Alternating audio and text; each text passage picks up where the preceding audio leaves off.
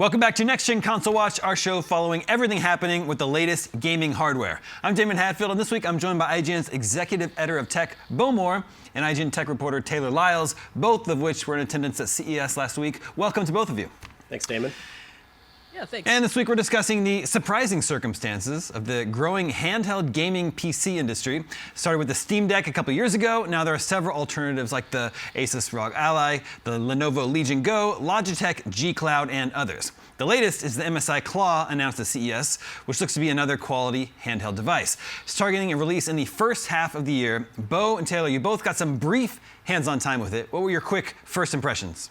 Yeah, I played with it a little bit, and my first impression was it seems like a solid device. It had good feeling triggers, thumbsticks, buttons, and everything. It's a little bit smaller than the Steam Deck. I have pretty large hands, and I think the Steam Deck feels really good. But for people who feel like the Steam Deck is a little bit large, they might like the slightly smaller size. Taylor, I think you at least got to hold it, right? Yes, I got to hold it, and I will say, countering what Bo said, I have smaller hands, so when I held, and I have a Steam Deck, I feel like it's a little too big in my hands, and I felt like the MSI Claw fit perfectly in my hands. It had the same size, I believe, as the ASUS ROG Ally, so it was very comfortable when I first held it. Well, so we find ourselves in 2024 with a healthy and growing handheld PC gaming market. Is this something either of you saw coming at the start of this hardware generation? It's really it's totally taken us by surprise because, there was the Switch, and the Switch kind of really revived handheld gaming, but it wasn't until the Steam Deck, which pretty much came out of nowhere. And I mean, IGN, we were the ones to reveal it, and we were blown away when Valve first showed it to us. And so it was really the success of that Steam Deck that has really revived this handheld PC market, because there have been other handheld PCs companies that have made progress on Indiegogo or on Kickstarter, that you have been able to get a handheld PC, but because they've been from these niche companies, they haven't really broken into the mainstream. But because of the Steam Deck, suddenly everybody's like, oh wow, the handheld PC gaming is finally good. The processing power of these mobile chips has caught up to a point where you can actually play games at solid frame rates without making really many compromises.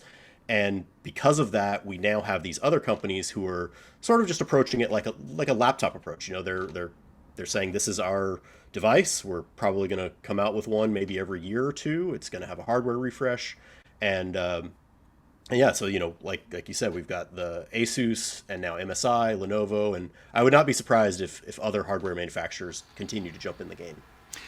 Taylor, what about you? Are you surprised that all of a sudden we find ourselves with a plethora of options in the handheld gaming PC space? I can't say I'm that entirely surprised. I mean, Valve certainly kicked off this sub-market of handhelds where you're just having an entire computer just at the palm of your hands, able to take it with you on the bus or on a plane ride, and just being able to play your favorite games without having to water it down like you would have to, say, play it on a mobile phone, like have a mobile version of it, or even playing a cloud version of it. This is a native version you can install on this device, play it whenever you want. And, the fact that other companies are jumping into this trend is not surprising at all. They each have their own kind of individual quirks and traits that make theirs stand out from the others in the market. So we all like the Steam Deck. Both of you, do you have a favorite Steam Deck alternative? Bo, how about you? So far, probably the ROG Ally. I think it's the big thing that kind of differentiates these various Steam Deck competitors at this point is the UI.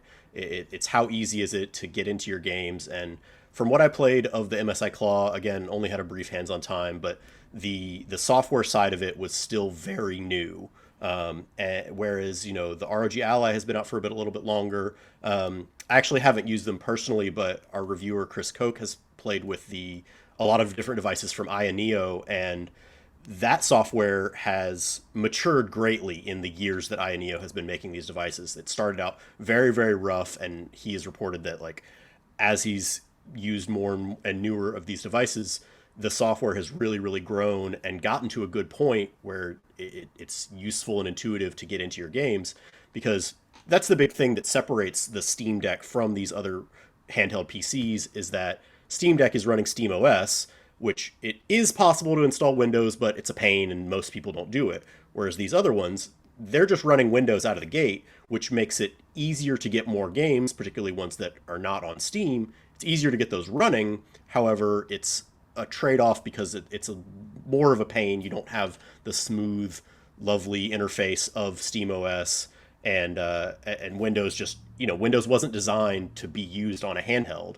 And so there are some pain points there. So the software really makes a big difference in what your overall user experience is. Taylor, how about you? What's your favorite Steam Deck alternative? I will say the Lenovo Legion Go. I just love the entire just design of it. It definitely takes a lot of that switch of just kind of like having a dock mode and just prompting it up, detaching the Joy-Con controllers and just being able to play your favorite games. There's not another device on the market outside of the Switch that really does that, especially if we're talking like handheld PCs. And just piggybacking off of what Bo said, what makes the Steam Deck just great is that it's running SteamOS, and the Windows was just never had that design for handheld experience. And it's really going to be up to Microsoft to really kind of redesign Windows in a way that will make it more friendlier to these handheld devices, so that their user interfaces will be a lot easier to maneuver. All right, I have a two-part question for the both of you. Would this market exist if not for the Steam Deck? And would the Steam Deck exist if not for the Switch? I would say probably no to both.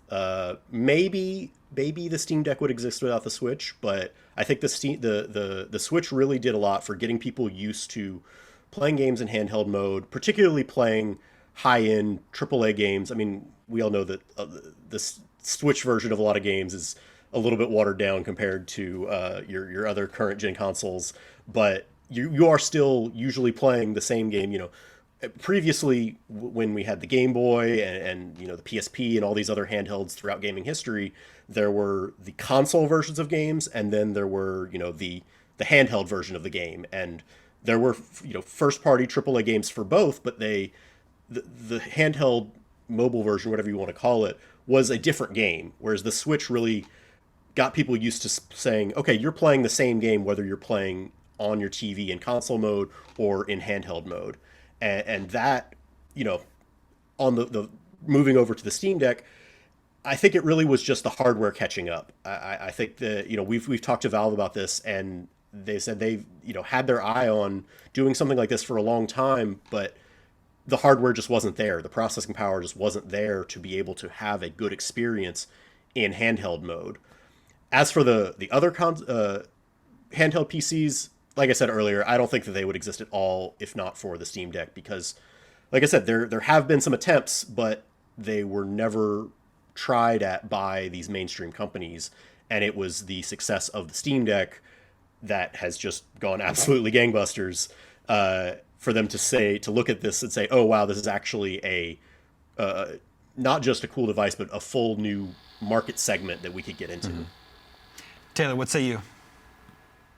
Yeah, I would have to agree. Like, no to both those questions. If we're talking specifically about the Switch really reinvented the way that we play our games on the go in a handheld capacity. As Bo mentioned, when you think about the Game Boy Advance and even just like consoles that came out around that time as well, we had separate versions that differed greatly from a Game Boy Advance version versus whatever you would get on the console counterpart. We have seen some of those graphical leaps. I mean, I felt like the PS Vita, for example, was really great. It gave us like a 360 console kind of era quality of graphics, but it was still not the level of degree that we got on the Switch. And even what I feel like the tech has just not been there. And even if the graphics and the processing power was even available, there were still things about making sure this thing didn't overheat and things like that. So it really wasn't until 2000, like the 2020s, where we were able to actually get sort of this capability to have a portable PC that was in the palm of your hands and not a laptop. Well, speaking of the Switch, we fully expect its successor to be revealed this year, likely even released this year. When the Switch arrived in 2017, this current handheld PC gaming market didn't exist, so now there's going to be all this extra competition out there. Of course, you can't play the Nintendo first-party games on them, but I think most of these, the Steam Deck and its competitors, are probably going to be more powerful than whatever the Switch 2 ends up being. So do you think this is a concern for Nintendo, and should it be a concern for Nintendo? I don't think it's a concern because, like you said, yeah, I think that the handheld PCs are going to be likely at worst equal and most likely better than the Switch 2 in terms of processing power, because they can, these PCs, they're putting out releases every year. The Steam Deck is not. Valve has said that they are waiting for a generational leap in power before they put out the quote unquote Steam Deck 2. But I would not be surprised at all to see we already have 2 power levels on the ASUS ROG Ally. I would not be surprised at all to see the MSI Claw. That they actually told Taylor in an interview that they will be supporting this device into the future with newer releases. Whereas the Switch, or the upcoming Switch 2, Nintendo's dealing with power, processing power of whatever was available at the time that they started development, and so they had to decide on a chip, go with that, put that into production, and so we saw this with the Switch 1. When the Switch 1 arrived, the chip that was inside it was already more than a year old. And so it was already a bit out of date in terms of what the comparative mobile processing was. So I would not be surprised to see that again happen and for it to quickly be outstripped.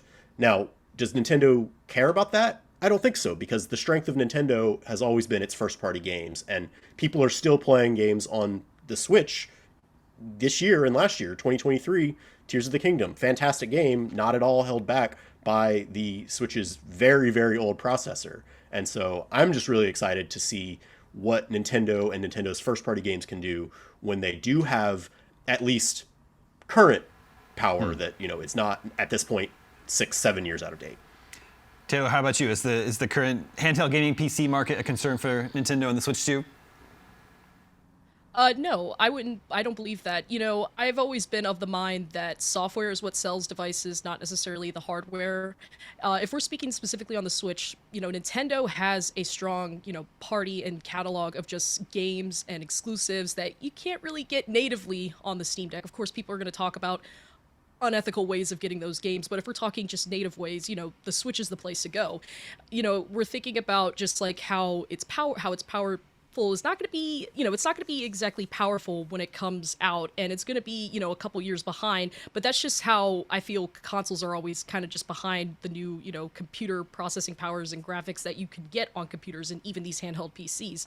So, at the end of the day, it's really going to come down to what type of software is going to be available on Nintendo, and they have a really strong track record.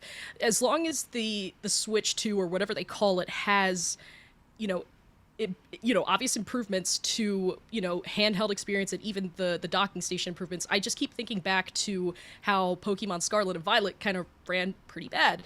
And even if it could just run at a stable FPS and not have any of these freezes and things like that, but at the same time too, there were first-party games on, that Nintendo released, like Tears of the Kingdom, that ran great. So it's really going to just come down to, Nintendo being able to release something that is going to have everything running, slightly better or leagues better than what we got with the original Switch. Well, finally, with the phenomenal success of the Switch and this growing handheld gaming PC market, do you see either Sony or Microsoft wanting to get into this space? Of course, Sony previously found success in the handheld gaming market, but has since abandoned it.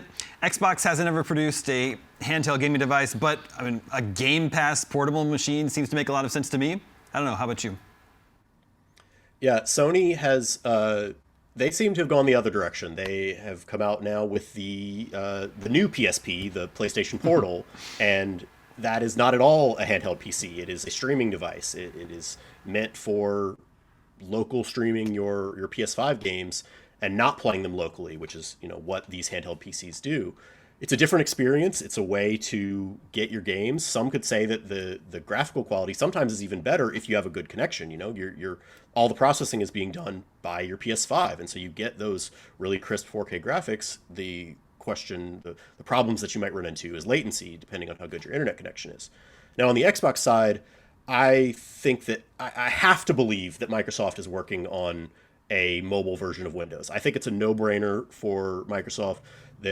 Phil Spencer, the whole Xbox brand identity has been about meeting gamers where they are. They've been about saying we want Xbox games to be played everywhere, and they've made that commitment to bringing first-party games day one to Game Pass. All of those Xbox first-party games are also available on PC, which means they are available to play on these handheld PCs. But there are still a little bit of a pain to play on the Steam Deck because of that Steam OS that we were talking about earlier. I think that Microsoft absolutely should work with Valve to get a version of a Game Pass launcher working on Steam OS. I think that that makes perfect sense for them. Do they need to make an actual Windows handheld? Maybe, maybe not. You know, they don't make a Windows PC. I mean, there's like the Surface devices and stuff, but I think that Microsoft is probably content to just let these other companies like ASUS, like MSI, like Lenovo, to make their PCs. This PC happens to be in the form of a handheld, and then Microsoft will just, you know, let gamers use whatever device they want and play their games. But I do think they need to make it easier to get to Game Pass on these devices. And Taylor, how about you? Yeah, you know, I don't think either one of them is ever going to make a handheld PC, and I don't think they necessarily need to. I mean, you know, Sony recently started putting PlayStation games on PC in recent years. Xbox has had their PC games on there forever. You know, I feel that with the direction that both are taking, with Sony doing PlayStation Portal and, you know, Xbox trying to basically put Game Pass, or I guess Xbox Cloud Gaming, on just everything, even like streaming sticks, I feel that if anything, I feel like it would make more sense for Microsoft to really focus more on making Windows a lot more friendlier for these handheld PCs, so that the interface will look better on things like the Lenovo Legion Go. As for PlayStation, I think they really need to focus more on just bringing more of their first-party games onto PC platforms. It just seems to me like if they were to release this device and say, oh, it's our version of a PC for PlayStation, you know, there's a good handful of PC ports already out there, but, you know, at the same time, I just feel like there needs to be more of a portfolio and presence in that space. Well, it will be very interesting to watch this year as the handheld PC gaming market continues to grow, and can't wait to see what Nintendo has in store with the successor to the Nintendo Switch. Here are the results from the poll from last episode. We were talking about big exclusives coming to both PlayStation and Xbox this year. We asked, what console exclusive are you most excited for this year? At this moment, perhaps unsurprisingly, Final Fantasy VII Rebirth. Everyone's super excited for that. That was followed by Stalker 2, Rise of the Ronin, Hellblade 2, Avowed, and then Concord, way at the bottom with less than 1% of the vote. But of course, we don't really know much about that game other than it's some kind of a multiplayer shooter coming from PlayStation. New poll for you to vote on for next episode. Do you own a handheld gaming PC? It might be that you own a Steam Deck, or you own a different brand, or you're just not interested at all. Make sure to vote at IGN.com the day this episode goes live. And that will do it for this edition of Next Gen Console Watch. Thank you to both Taylor and Bo. Thank you to everyone working behind the scenes here in our LA studio to make this episode possible. My name is Damon. We'll be back next week with more on the latest in gaming hardware. We'll see you then.